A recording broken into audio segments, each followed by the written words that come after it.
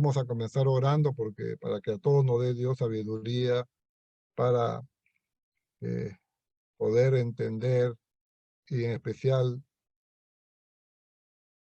asumir como parte de nuestra vida estas enseñanzas.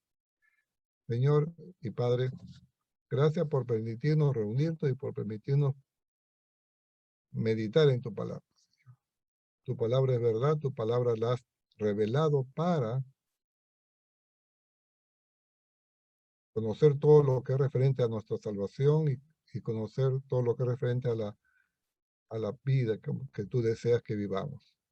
Siendo así, Señor, te pedimos que abras nuestra mente y abras nuestro corazón para que esta meditación sobre tu palabra sirva para esos fines, Señor. Te lo pedimos esto en el nombre de tu Hijo Jesús. Amén. Eh, Vamos a comenzar leyendo, pues, desde... eh, debería comenzar a partir del versículo 13, pero vamos a comenzar un poquito más atrás para que siga la hilación, para recordar eh, ¿cómo se llama? El concepto, la unidad de razonamiento que está llevando Pablo aquí. Eh, Comencemos con el versículo 9, que dice que si confesares con tu boca que Jesús es el Señor y creyeres en tu corazón que Dios le levantó de los muertos, serás salvo. Porque con el corazón se cree para justicia, pero con la boca se confiesa para salvación. En el 11 dice, sigue diciendo, razonando esto, porque pues la Escritura dice, todo aquel que en él creyere no será avergonzado, citando a Isaías.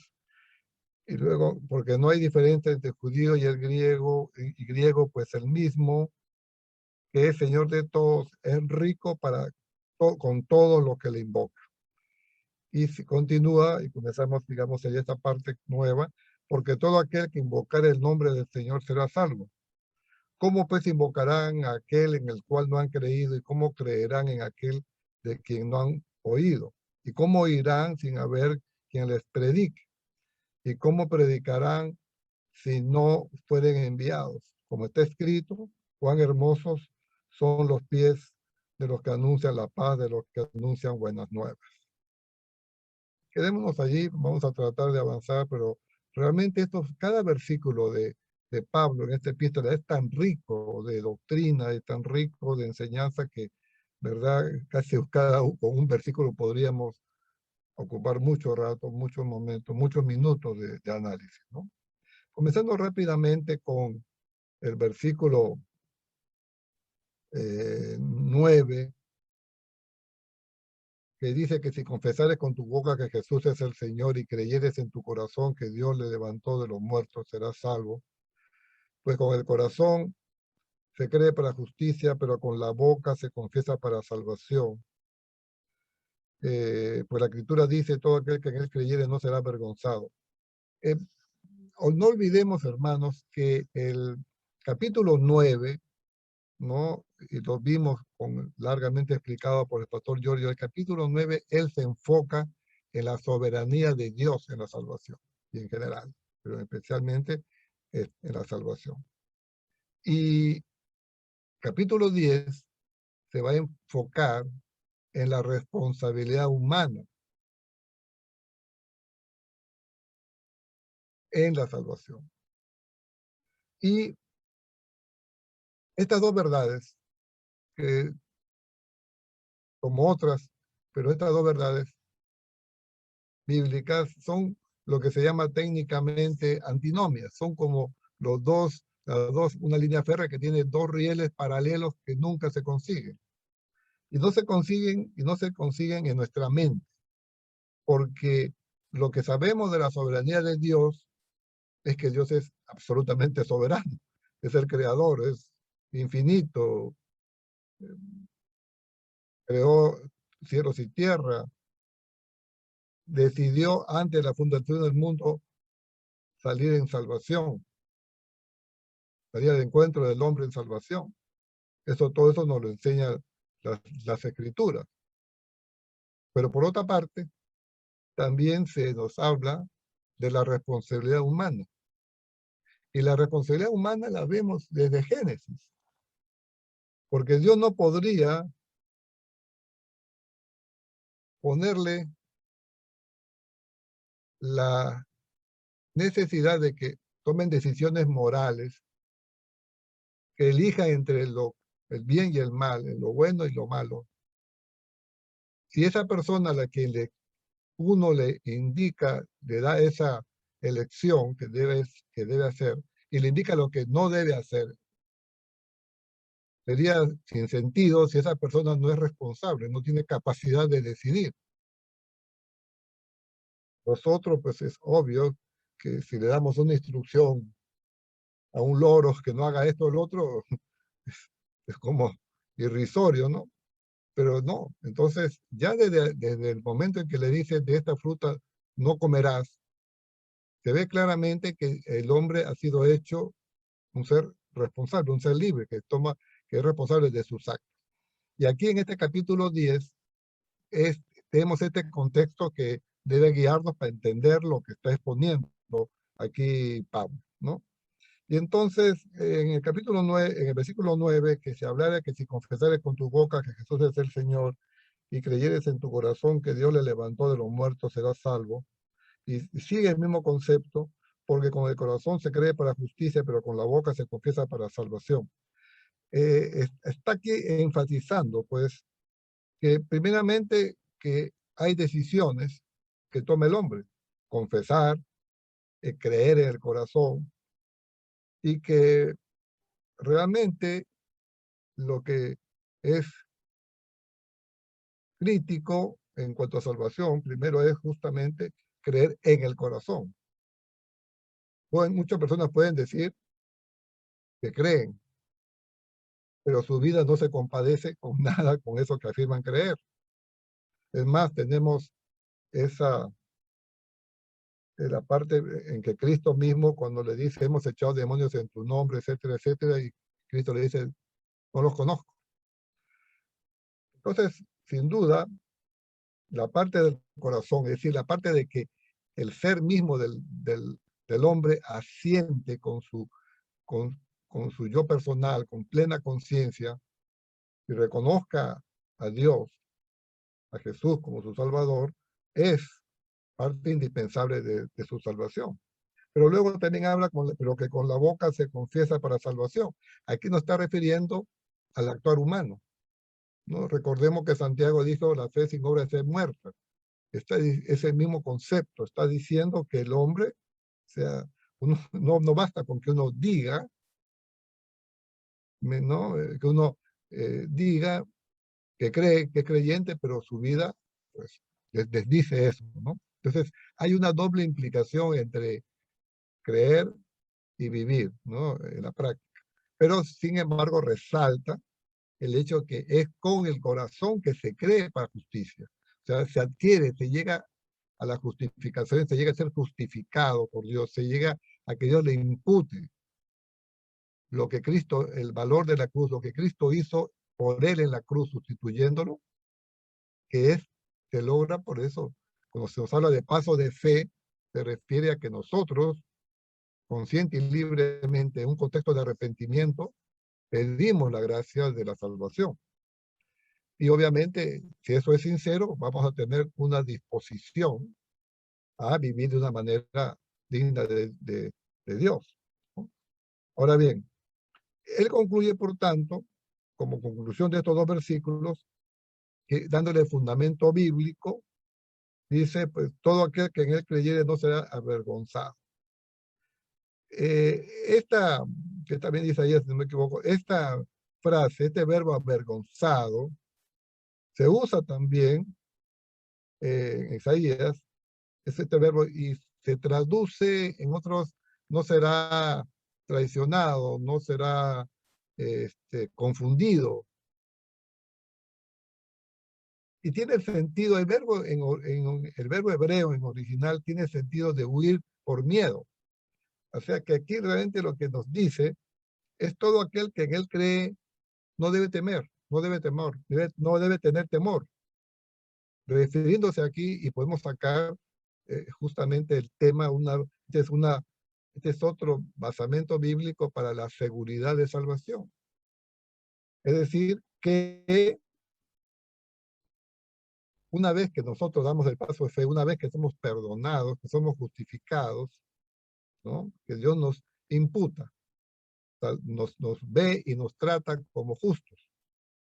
Y eso, en ese mismo instante sabemos que somos regenerados, una nueva naturaleza eh, es adquirida por nosotros, por obra del Espíritu Santo.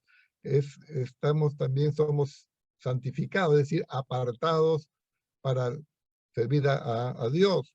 Todas estas diversas facetas que tiene el creer, ¿no?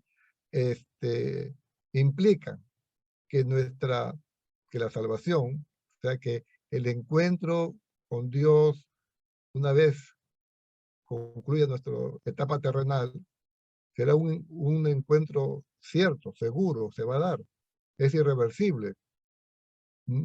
La seguridad, y la base es que la seguridad de salvación no se basa en nuestras emociones, no se basa en cómo nos sentimos hoy, muy piadosos, muy cerca de Dios, muy emocionales, con el meditar sobre Dios, o cómo nos sentimos en un momento, sino que depende de la fidelidad de Dios, que Dios ha decidido eso, ha decidido que si creemos, que nuestro corazón cree, pues seremos justificados, y el que cree no será avergonzado, no debe temer ya acerca de su futuro. Por eso habla también Pablo de una esperanza cierta, también se habla de una paz que sobrepasa todo entendimiento.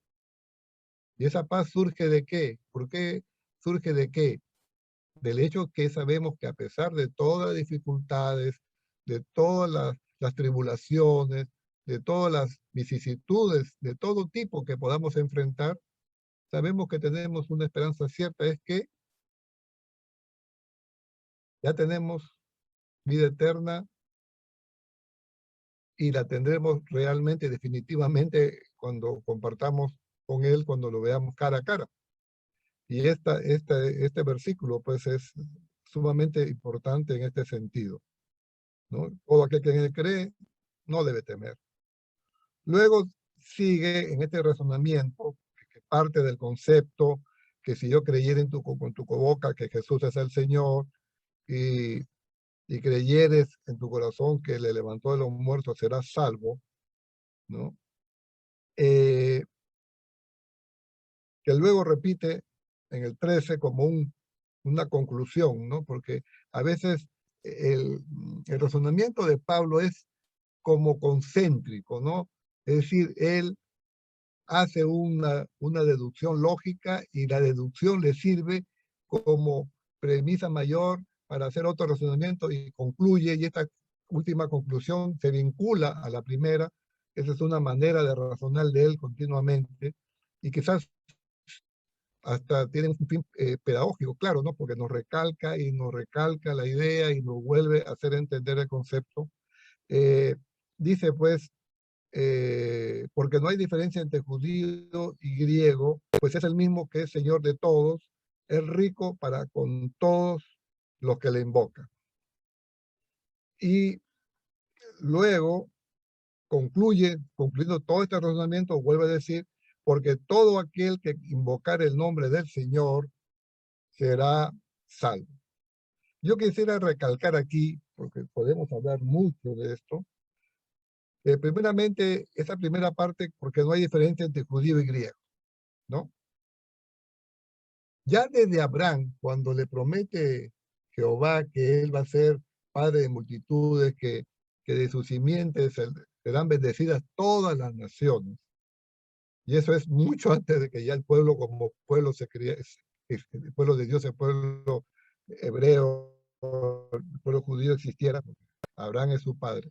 Ya vemos claramente que la promesa de Dios es que su gracia y su salvación no es exclusiva para el pueblo judío. Es más, que el pueblo judío es elegido como un medio para llevar la luz a los otros pueblos.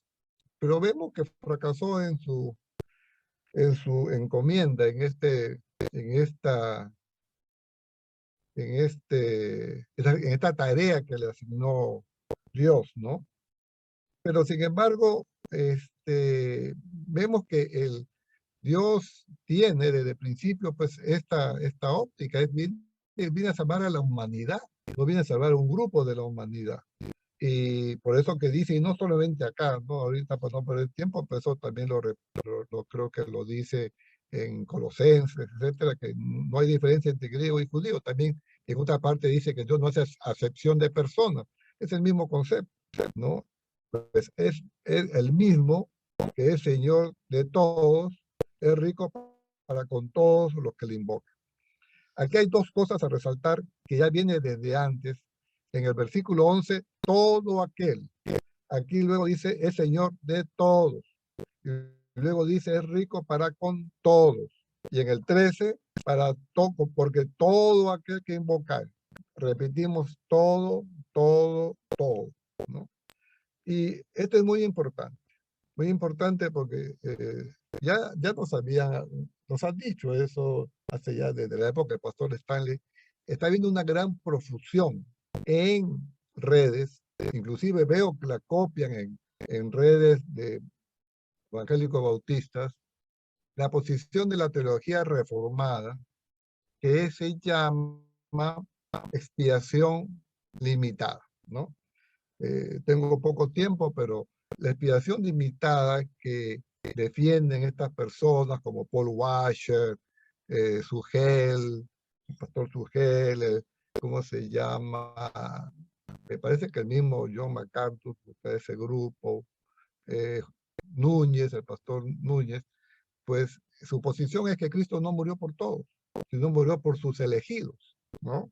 Y, y sustenta en esto que si fuese así, no hay una serie de problemas lógicos que hacen incoherente argumentar que Cristo murió por todos, y una cosa que escuché por ayer en un video decía, si murió por todos, entonces todos son salvos, y eso no es cierto, pero ahí comete un grave error en confundir universalismo con universalidad. Cristo murió por todos. Cristo murió por todos. Es decir, ¿qué significa eso? Que a todo hombre le va a dar oportunidad de reconciliarse con él. Oportunidad. Pero el hombre tiene la responsabilidad de dar el paso de fe. Tiene la responsabilidad de, al ser iluminado por el Espíritu Santo, para que entienda su condición de pecador, es decir, que está separado radicalmente de Dios. Y entienda también que él no tiene capacidad para reconstruir su reconciliación con Dios, ¿no? Eh, enseña mucho esto, ilumina mucho esto, esa parábola de Lázaro con el rico, ¿no? Que el rico muere, está en el infierno, en el Seol, y él está en el seno de Abraham, el paraíso, y cuando le pide el rico que le lleve agua, Lázaro a él, para calmar su sed, y luego le pide que aunque sea Lázaro vaya y le hable a sus hermanos de lo que pasa aquí, Abraham le responde, es imposible, la cima, la cima, eh, la separación profunda entre nosotros es infranqueable. No hay manera de que ni Lázaro vaya del cielo al infierno, ni que tú del infierno vengas al cielo. No hay manera. Eso es ya irreversible. Y lo que le está enseñando allí, y lo que nosotros debemos entender, que esa es la condición del hombre. El hombre estaba en una situación que no hay manera de volver.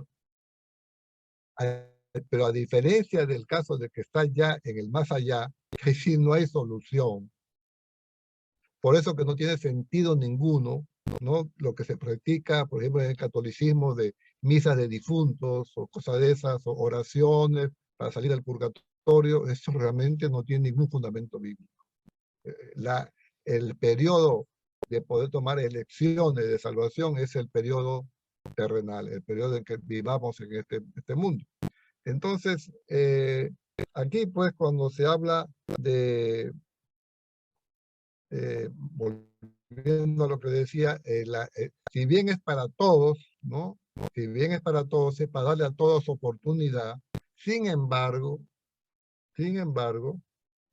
al ser iluminados por el Espíritu Santo, toda persona, para que entienda su condición de pecador y que entienda que no hay solución más que en Cristo para arreglar eso, para él volverse y a reconciliarse con Dios y entender que la única manera es arrepentirse y por fe, usada como medio, reciba la gracia del perdón, ¿no? Puede el hombre, esa persona, rechazar. Y de hecho, muchos rechazan y lo vemos todos los días. Y otros, pues, humilde aceptan la gracia del perdón. Por tanto, ese paso de fe, ese aceptar, ¿no? No es lo que lo salva. Lo que lo salva es la gracia que está recibiendo del perdón y que que la logró Cristo en la cruz. Entonces, el, Dios murió por todos en el sentido de que a todos le da oportunidad y le va a dar oportunidad de reconciliarse. Pero no todos van a ser salvos porque va a depender de que ellos acepten la gracia del perdón. Y entonces eso sí, porque hubo un momento, ciertos grupos que dijeron, si Cristo murió por todos, como dice la Biblia, entonces todos somos salvos. No hay infierno, en realidad es un concepto, pero nadie va a llegar allá, porque todos vamos a ir al cielo directo. Eso es absolutamente falso, porque obviamente sería pues, violar toda justicia y, y así no está diseñada, porque justamente se enseña que si creyeres en tu corazón, serás salvo, pero si no creyeres, no serás, ¿no? También en Juan 3:16 dice lo mismo, ¿no? Para que todo aquel que en él cree no se pierda, todo aquel que en él cree, pero si no cree, no será salvo ni tendrá vida eterna. Entonces, ese es un poco, estoy insistiendo en el concepto del todo, el todo, porque veo que hay mucho en redes que no, que Cristo murió por un grupo y lo demás, bueno, lo creó para que se vayan al infierno. O sea, no sé cómo pueden defender eso y hablar a la vez de que Dios es amor y Dios tiene misericordia. Ahora bien, por otra parte, habla en el versículo 12, dice, no hay diferencia entre el griego y judío, pues es el mismo que es Señor de todos, pues el mismo que es Señor de todos es rico para con todo lo que le invoca. Y la pregunta ¿es rico en qué? ¿Es rico en qué? Al decir que todo aquel que invocar el nombre del Señor será salvo, está diciendo que es rico en misericordia, rico en perdón, rico en tener la capacidad de todo aquel que a él se le acerque con convicción de pecado y arrepentido y le pida perdón, le invoque pidiéndole perdón, lo perdonará. Tiene, tiene capacidad infinita de perdón, ¿no? Tiene capacidad infinita de perdón. Tiene gracia. Pablo también dirá en otra parte, recuerden, donde abundó el pecado, sobreabundó la gracia. O sea, la gracia es la capacidad de perdonar a todos, hasta el más bien pecador, la tiene. Y eh, por eso es que porque todo aquel que invocar el nombre del Señor será salvo, pues es eso, ¿no? Que Dios le va a dar perdonar. Ahora luego, para avanzar un poquito y terminar ya, dice en el versículo 14, ¿cómo pues invocarán a aquel en el cual no han creído y cómo creerán en aquel que no han oído y cómo oirán sin haber quien les predique? Aquí, como ustedes ven, están haciendo un razonamiento ya ahora sobre caramba, si el que invoque, el que clame por perdón será salvo, ¿cómo va a invocar si no conocen de él? Entonces, realmente ustedes ven el razonamiento, va como inverso, ¿no? Porque debería ser, ¿y cómo oirán si que les predique? O sea, lo primero es la predicación.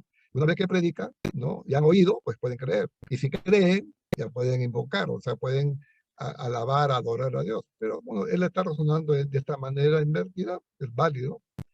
Y luego añade nuevamente, ¿y cómo predicarán? ¿No? Porque sigue, si no fueren enviados. Como está escrito, cuán hermosos son los pies de los que anuncian la paz, de los que anuncian buenas nuevas.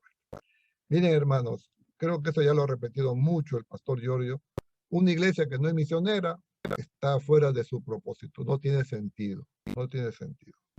La, la, eh, la, el llevar el mensaje de salvación al mundo es una tarea fundamental de la iglesia, y cuando decimos iglesia, estoy diciendo de todos y cada uno de nosotros. La obligación, eso ya lo sabemos, de enseñar, de predicar, no es de los pastores o de un grupo de líderes o unos maestros, es de todos. Recordemos que Jesús, antes de subir, antes de ascender, dio la instrucción, ¿no? Y de predicar a todas las naciones. O sea, haciendo discípulos. La ordenanza no es particular, es a todo discípulo. Y por eso es que el pastor Giorgio se ha enfocado tanto en entender, que entendamos eso, y ahora estamos, inclusive tenemos esta manera de ayudar ya a varios pastores, a varios misioneros en diversas partes del mundo, unos acá, otros en el extranjero. Pero eso no, con eso no nos podemos quedar no satisfechos, no tener buena conciencia y decir, bueno, ya estamos siendo misioneros, la iglesia es misionera, yo estoy dando un óvulo, una ofrenda para eso. Realmente eso va mucho más allá. O sea, Pablo dirá también que somos ministros de la reconciliación, que somos embajadores de Cristo. O sea, la responsabilidad, hermanos, es de todos, ¿no? Es de todos. Y fíjese que dice, cuán hermosos son los pies de los que anuncian la paz, de los que anuncian buenas nuevas. Unos pies en la polvorosa Palestina de esa época no eran como muy hermosos, que digamos, ¿no? Llenos de polvo, sucios. Pero aquí lo que está haciendo énfasis, obviamente, que está indicando, es hermoso ver que hay personas, ¿no? Hay personas que van y hacen esa tarea, que anuncian, y por supuesto, pues, desde ese punto de vista, son hermosos esos pies, son hermosos el esfuerzo de las personas que anuncian la paz, ¿no? Antes que me olvide, también quería ver el tema, hablando nuevamente sobre el tema de las misiones, eh, es que también hacemos muchas veces buena conciencia, ¿no? Acá queremos calmar nuestra conciencia y diciendo, bueno, Dios proveerá, si ellos van para allá tienen que tener fe, que Dios los va a cuidar, que Dios va a proveer, ¿no? Y ciertamente Dios va a preocupar, va a abandonar a sus mensajeros. Pero significa entonces eso que Dios va a hacer milagros y va a hacer milagrosamente, le va a dar a todos sus misioneros maná u otra manera. Hay situaciones, ¿no? Hace poco el pastor Samuel Mega contaba cosas y otros pastores, cosas que le han sucedido, que no hay otra explicación que llamar milagroso. Pero normalmente Dios actúa por causas segundas, actúa a través de la voluntad del hombre y de leyes naturales. Y entonces nosotros, que como justamente la radio está pasando ahorita, ayer estuve escuchando, hablando de proverbios, y que nosotros somos administradores de la riqueza que Dios nos ha dado, pues obviamente nosotros podemos ser, posiblemente entendamos que cómo Dios provee a esos misioneros, no necesariamente con milagros, y no normalmente con milagros, sino a través de nosotros, con entender que debemos apoyarnos y debemos hacer el esfuerzo de contribuir a la manutención de los misioneros, ¿no? Entonces, es importante eso de recordar que, pues, cómo pues invocarán a aquel en el cual no han creído, y cómo creerán de aquel en que no han oído, y cómo irán sin haber quien les predique, y cómo predicarán si no fueron enviados, si no fueren enviados. Pues de nosotros depende que tanto ser nosotros enviados, como también dependen de que los que han recibido ese deseo, ese llamado de ir físicamente y dedicar su vida a las misiones, sean apoyados por nosotros. Entonces, hermanos, creo que resumiendo esta parte, entender que la salvación solo es de Dios, que Dios ha provisto para todos salvación, a todos la oportunidad de salvación, y que el medio normal, humano, que Dios decidió llevar ese mensaje a través de los mismos discípulos, de nosotros, ¿no? De nosotros. Y pues debemos invocar a Dios pidiéndole que nos ilumine, que cambie nuestro corazón, que cada día más entendamos que Él es el dador de todo y que lo alabemos, lo glorifiquemos por ser quien es y por haber provisto este plan, y que invoquemos continuamente tu nombre y que actuemos como mensajeros y como mensajeros de su palabra, de su evangelio, que el evangelio es Cristo, ¿no? Es Cristo. Muchas veces queremos llevar o se lleva un evangelio light, no se quiere hablar mucho del infierno y del pecado, ¿verdad?